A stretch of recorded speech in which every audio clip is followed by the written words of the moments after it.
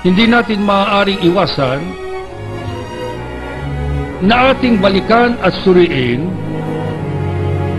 ito bang ating mga ginagawang ito ay panukala natin, sarili nating kagustuhan, o ito ay panukala at kalooban lahat ng Panginoon Diyos. Dapat nating malaman, mga mahal na kapatid, lahat ng mga nangyari sa iglesia mula pa noong taong 1914, noong magsimula ang Iglesia ni Cristo sa bansang Pilipinas, yon ay itinakda ng Diyos. Ang Iglesia ay tumawid dagat at nakarating sa kanluran.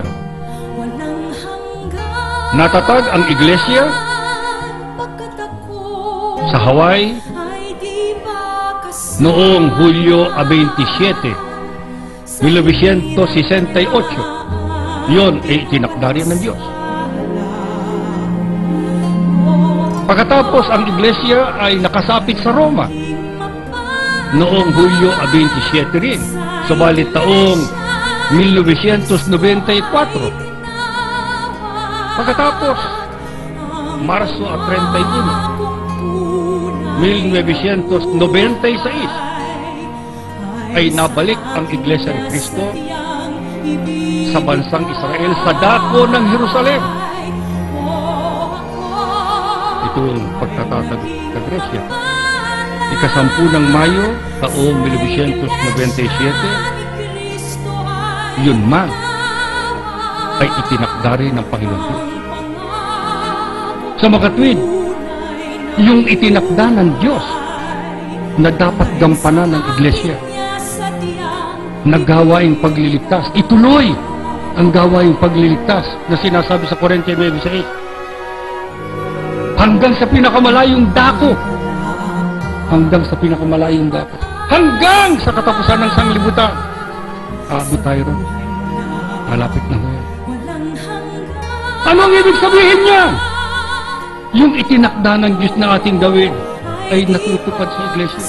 Mula pa ng 1914 hanggang sa pagtawid dagat, 1968, hanggang sa pagbabalik para ilabas ang mga tumalikod natatag sa Roma, 1994, at pagbabalik sa Jerusalem, 1996, at pagtatatag sa Gresya, 1997, lahat kumalaw ang Iglesia sa pagkilos at sa kapangyarihan ng Diyos.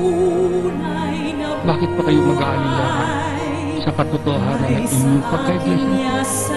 Kung gano'n, nakikita na natin kumakalat na ang pagdating ng Iglesia bilang pagpapatotoo sa Ebanghelyo ng kaligtasan sa iba't ibang panig ng daigdig.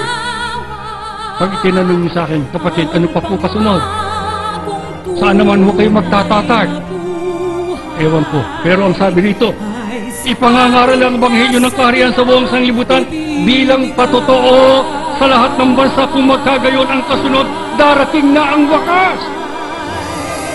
Tandaan ba kayo? Kaya namin sinikap na makita kayo para matupad na ang isa pang itinakda ng Diyos. Pag nakita ng Diyos, ayos na. Hindi naman sinasabi ng Diyos na maaakit natin ang lahat ng bansa. Ang sabi rito, ipangangaral ang Ebanghelyo ng kaharian bilang patotoo. Kaya kayo at ang iba pang mga kapatid kung saan nakarating sa lahat ng panig ng mundo, hinihimok namin, ipangaral ninyo, imisyon ninyo ang Iglesia. Di tanggapin nila kay hindi. Sabihin ninyo kung anong tunay na kaligtasan. Sabihin ninyo kung alin talaga ang kaparaanan sa kaligtasan, ang tunay na Iglesia ni Cristo. Tanggapin nila at hindi, nakapagpatotoo kayo. Darating na si Cristo. Yan po ang dahilan ng aming pag-aayos sa Iglesia. Pati buhay, lalo na pamumuhay. At ang unang-unang hinihilingan ko ng katapatan ng aking mga kasamang mga ministro na wala sanang kahit isa bang magtataksil o magkikipagtalusira o magpapabaya kasama ang mga may tungkulin, mga aawit. Hindi kayo lugi. Mapagod kayo, mapuyat kayo, mga kapatid, na sumasama sa akin kahit saan. At yung iba pang galing pa sa Amerika at kayo, na ang palagay ninyo para kayong napatapon, hindi. Pagdating ni Kristo, kasama kayo. Mula sa lahat ng dakong naabot ng iglesia, si Kristo'y darating. Darat na niya ang iglesia, nakakalat na sa iba't ibang panig ng daigdig. Sabi ng Biblia, lahat ng mga kumahalat na yon, titipunin niya para isama sa kaligtasan. Huwag lang kayong maalis sa iglesia. Parisan ninyo ang unang iglesia, matatag sa pananampalataya, ang unang iglesia sa Tesalonica nung panahon ng mga apostol, matiisin sa kabila ng mga pag-uusig. Hindi sila nanghina. Malapit na araw ng pagliligtas, pag-iiwak kataba. Kung sasabihin niyo sa akin, kapatid, paano po? Minsan ho, sapi-sapi ng aking problema. Marami yung pagsubok na dumarating sa buhay ko. Mahina na po ang katawan ko. May problema ho ako sa aking pamilya, sa aking mga anak, sa asawa. Hindi ho sila iglesia. Ang pagpapali inilalaan sa mga sumasamba. Kaya masama hindi po sumasamba.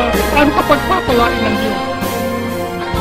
Kaya kanina, alam na alam kong hindi siya naririto sapagkat gusto na niyang magpala sa masasabi, sa lalapit, sa dudulo. Kaparis ng sabi nito, Diyos ko, pakinggan mo ako.